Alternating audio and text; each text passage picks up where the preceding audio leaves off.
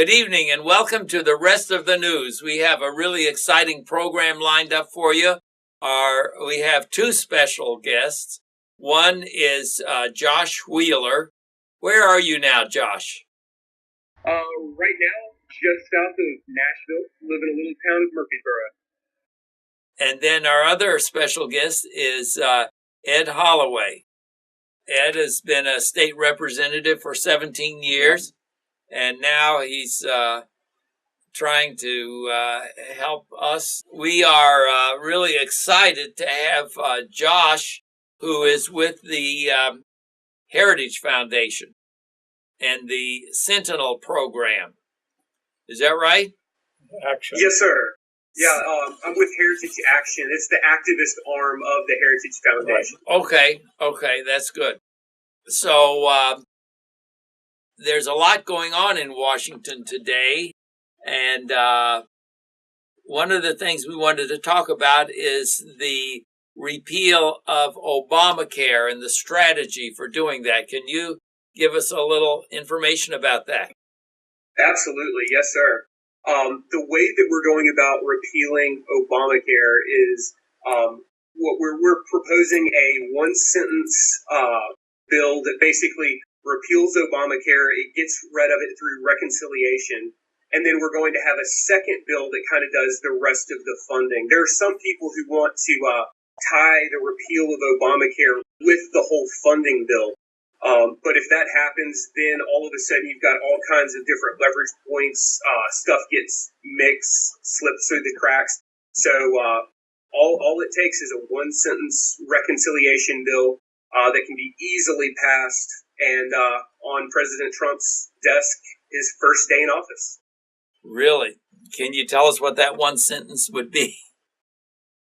It would be something along the lines of basically removing all funding for the ACA, the Affordable Care Act, and that's basically it. It's probably going to sound a whole lot prettier than that, but that's the basic gist of it. It defunds it, we'll get rid of it, and then we'll move on from there. One argument that we've been hearing a lot lately, especially from our colleagues on the left, is that, well, we have to figure out how we're going to replace it, what we're going to do before we can repeal it. And that's just simply not the case.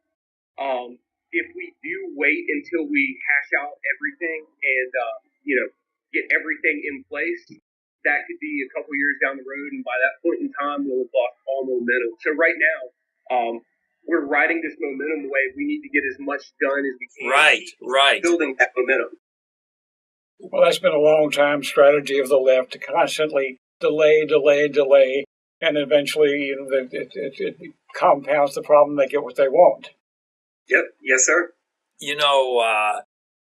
Maybe some of our viewers don't understand exactly why the Obamacare is such a bad program. I think being a doctor myself, we see a lot of things. Like, we had a man about a week ago who had been on blood pressure medicine for years.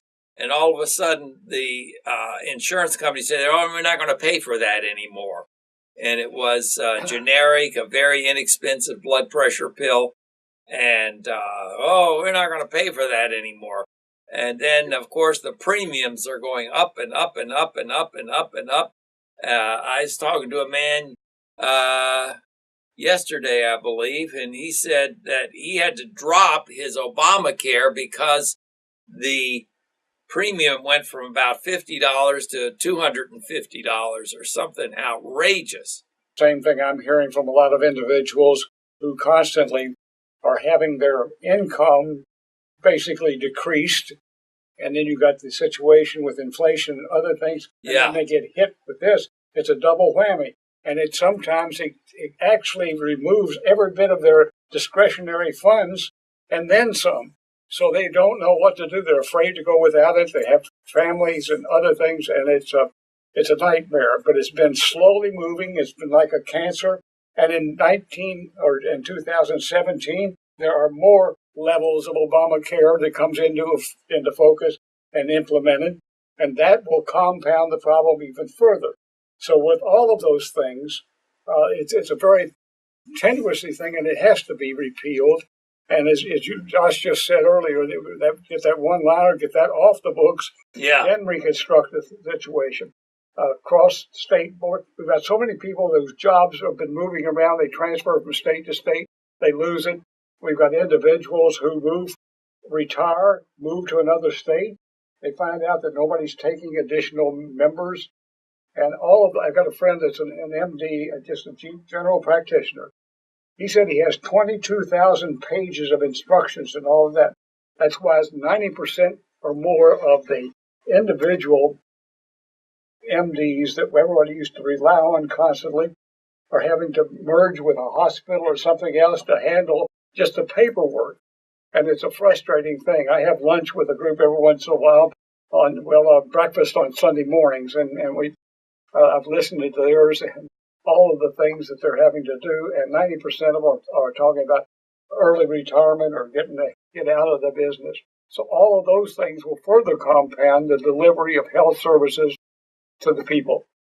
Josh, is there any one or two things that you find objectionable about Obamacare? There's a lot more than just one or two things. I think it's pretty well documented, whether it's how much more it's costing, it's the decreased care, all of the burden that it puts on the doctors. There's a lot of frustration out there and a lot of momentum. So some really easy things that your viewers could do is just simply contacting their representatives to make sure that they hear this consistent voice of, hey, we've got to repeal this, we've got to repeal this, we've got to. Because we've seen this over the last 4 years. They keep on coming up with excuses to, as the representative said, to keep on kicking the can down the road, as it were. At first it was, well, we don't have the House of Representatives. We gave them the House of Representatives. Well, we don't have the Senate. We gave them the Senate. Well, we don't have the White House. Well, we've given them the White House. They're now out of excuses, and it's time for them to actually do something. So just the average everyday activist, keep that pressure up on your representatives. They need to be hearing from us because, believe me, they're hearing from the other side just as much. And then a second thing that we're doing is we've launched a professional sentinel program. And one of those subsets of it is professional doctors, where basically we're asking doctors, people in the medical profession, basically to become part of our team. Heritage, we're really good at the policy side of things. We know the facts, the figures, etc. But we lack a little bit on the real world experience side of things. That's where the doctors come in. And so they're able to give us those real world examples and come up with real world solutions. So if you are a conservative doctor or you know a conservative doctor who would be interested in this program, it's really easy. It doesn't take a whole lot of time. Just by simply going to sentinelaction.com/sentinel and signing up from there. Josh, maybe some of our viewers are interested in becoming sentinels with Heritage Action. And what would they have to do to get signed up? Yeah. Okay, so first off, for those of you who don't know, Sentinel is just what we call our activists. We've got a network of about 17,000 activists nationwide, and the number's growing at a very quick rate. And all you have to do to become a Sentinel is, again, go to that heritageaction.com website and sign up. As far as what kind of a commitment we're expecting, it's really as little or as much as you can do. We don't ask for any kinds of funds or anything like that. We just simply ask for your time, and you can be involved with as simple as, just writing an email to your representative, all the way to, going to DC or going to the district offices and meeting with their staff, or hosting skills clinics, which is something where I'll, come into your Tea Party or group, whatever, and give kind of an overall, a brief skills clinic to kind of say, hey, here's how you can become a better activist. And then work on a couple individual skills, whether that's, it depends from group to group. Some groups, they really want to hone in on the social media. So we'll go through, a social media, how to become more effective there, how to strategize, or maybe it's how to write a good letter to the editor, or just how to mobilize the network that so many of y'all have. Well, I'm really excited about Heritage Action. I try to listen to the Monday evening summary and where they're telling about the problems in Washington and what we can do about it. And, of course, we put out emails for Kentuckians for Freedom. And we would like to get some of our viewers to get involved. And all they have to do is call our number, which is 893-2444. And, we'll get you in the network. We make robocalls. We put out emails about once a week. You often right after the Heritage Action conference call on Monday evening. And so it's a tremendous thing. I mean, there's so many of us that we understand their problems and they're getting worse, and we can't figure out what can I do or what should I do. I can't just sit here and watch the country fall apart. And this gives us a very effective outlet to, go to the system where you need to go. Yes, sir. Well, this is one of the things that you just outlined, very, very complete on communications with the people. Now that the election is over, a lot of people think, well, that's, we don't have to worry about it. Trump's going to take care of everything.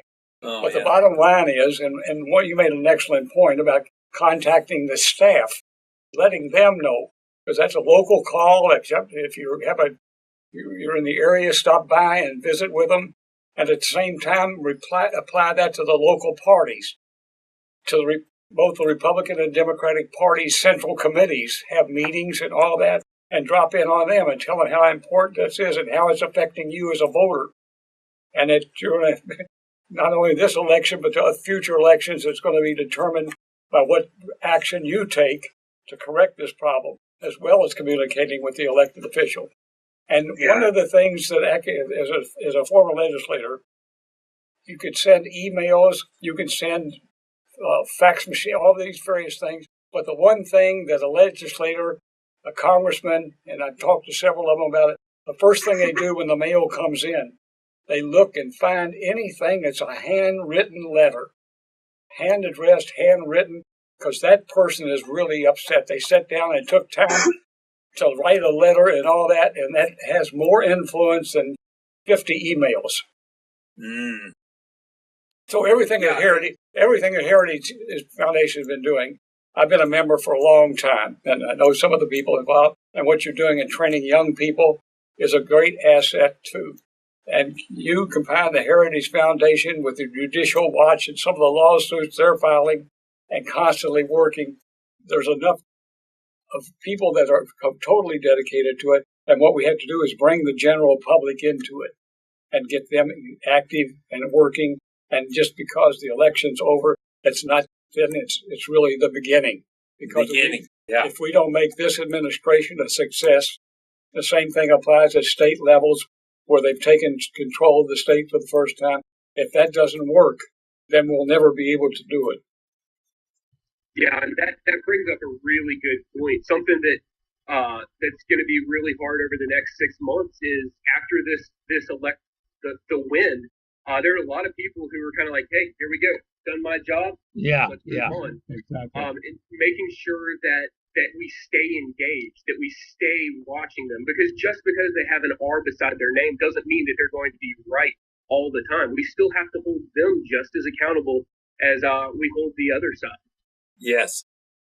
Well, for a while, a lot of people are getting discouraged and, there's nothing I can do and all that. But when this last election came through and they saw the majority of Americans feel just the way I do, and they're voting and agreeing, then, well, that just sort of like pours gasoline on the fire, that people are excited because it's not a hopeless situation anymore. It's, the working people, men and women, seem to have jumped on board to try to bring our country back. And, of course, the Christian people went out, what was it, 81% voted right. And so it seems to me that there's a tremendous enthusiasm today to do some of these things you're mentioning.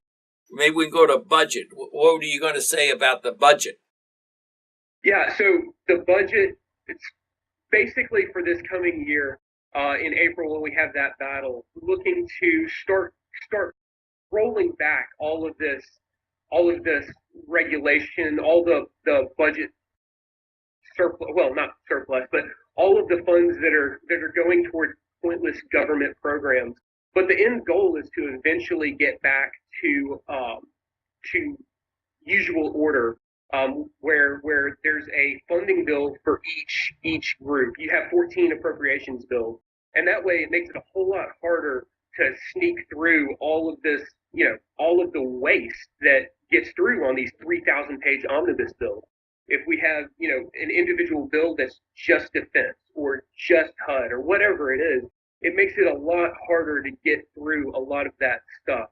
And it makes it a lot easier for us to call out our representatives if they don't vote the right way. Because so many times, by the time we actually are able to analyze what all is in this bill, that's a couple weeks later, and how fast everything moves in Washington, and with the 24-hour news culture cycle, 2 weeks down the road, that might as well be next year, and you've lost last year, and you've lost all of that momentum. Not only the bureaucracy that overloads the budget far in excess of what their necessities to run their agencies are concerned, but individual members of Congress are constantly burying in that bill the most absurd things. For example, one congressman put $3,000 in there to pay for a portrait, an oil painting of his father. And these were the kind of things that's buried within those documents, and each one of them has came back to a lobbyist or somebody else that had contributed their campaign, and all of that feather bedding that you go through. And if you follow the latest report from Washington about some of the waste that's going into all of the various agencies, you've got 3 million bureaucrats up there scattered around the country, each drawing a salary that's twice what the average man even dreams about, and not anything that they're doing except playing poker on a computer. Right. So this is where I think Donald Trump is looking at it. And if you look at his contract for the American voter, it's an excellent list of all the things he intends to do.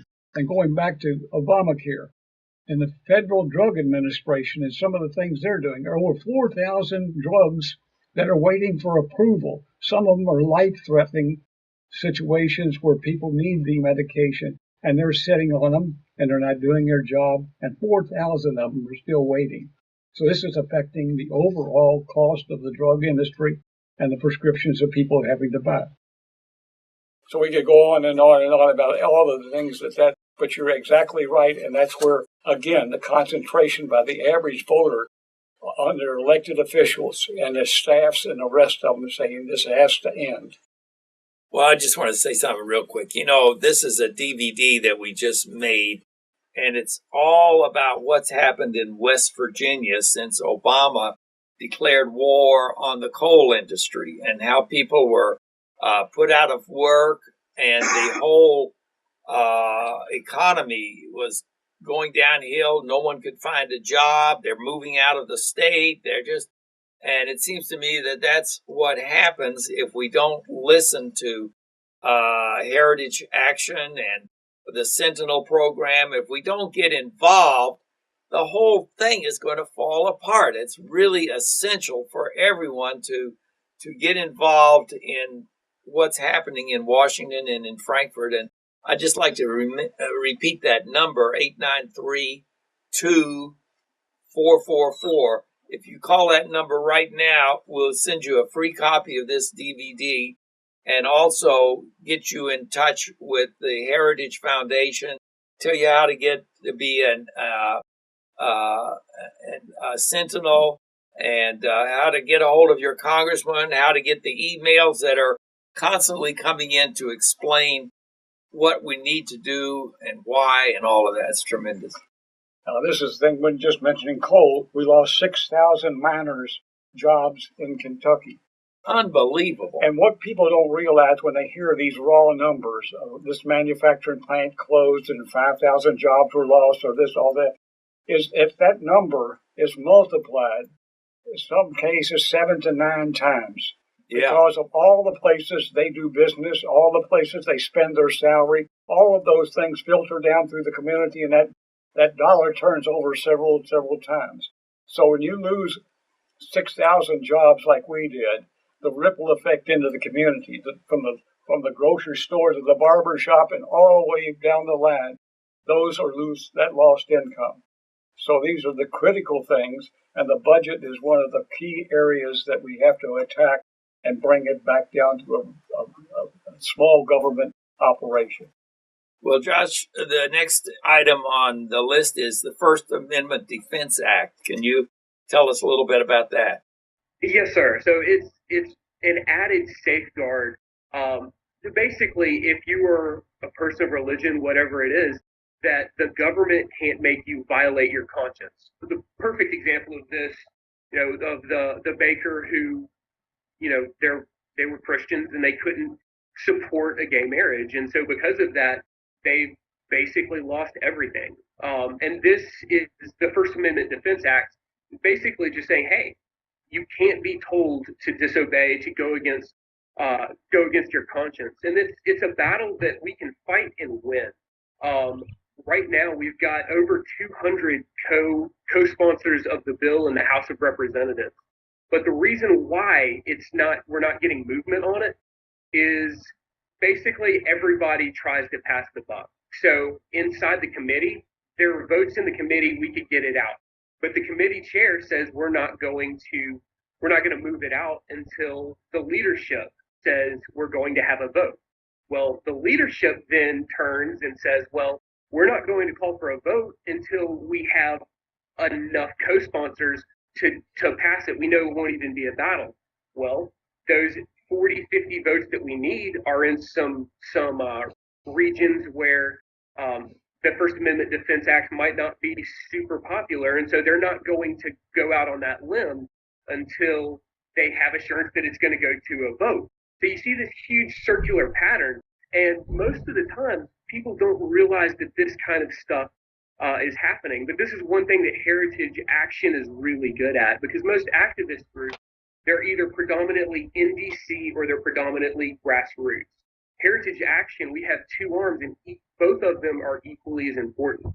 We've got the land holdings on Capitol Hill. We've got those government relations teams. We have those lobbyists. So we know what they're saying to each other in committee.